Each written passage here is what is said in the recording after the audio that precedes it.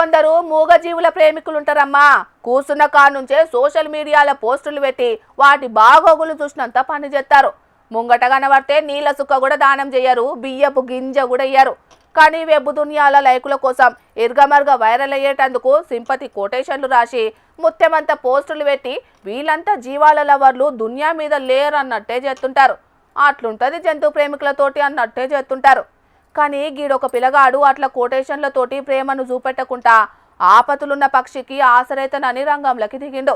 మరాయన ఏం చేసిండు, ఏం కథ పురాగార్చుకుందాం పాండ్రి. వామ్మో, పెద్ద సాహసమే చేస్తున్నాడు కదా ఈ తమ్ముడు. ఈయన రీల్ పక్షి రాజాను మించి ఉన్నాడు కదా. కాపాడేతందుకు అనుకూలంగా ఉంటేనే కానకుంట చూసి చూడనట్టు దూరం కెంచి పోతారు.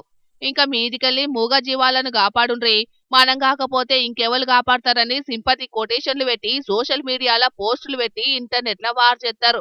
కానీ అసొంటోళ్ళంతా సిగ్గుతోని తలకాయ వంచుకునే తీరు పక్షికి సాయం చేసి దునియా జనాల చేత తారీఫ్లు అందుకుంటుండు పంజాబ్ దిక్కుండే ఈ తమ్ముడు. అటు దిక్కు ఓ కరెంటు స్తంభానికి మాంజాదారం చేయంగా పావురం చిక్కింది. ఎటువోలేక మస్తు గోసపడ్డది. ఇక దూరం కెంచి చూసిన గీ తమ్ముడు క్రేన్ పట్టుకొని వచ్చిండు. క్రేన్ కు ఏలాడుకుంటా పావురం కాలకున్న దారాన్ని ఏడికాడికి కత్తరించి కాపాడిండు. అసుంట ఓయేటోళ్ళు వీడియో తీసి ఇంటర్నెట్ లో పెడితే ఈయన గదా అసలు సిసలు పక్షి ప్రేమికుడు అనుకుంటా తారీఫ్ చేస్తాండ్రు.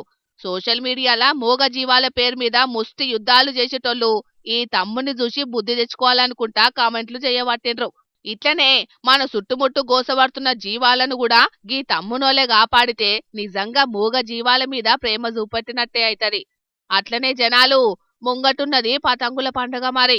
ఆ చైనా మాంజాలు వాడి మూగ జీవాలను పరేషాన్ చెయ్యకుండ్రి, సరేనా?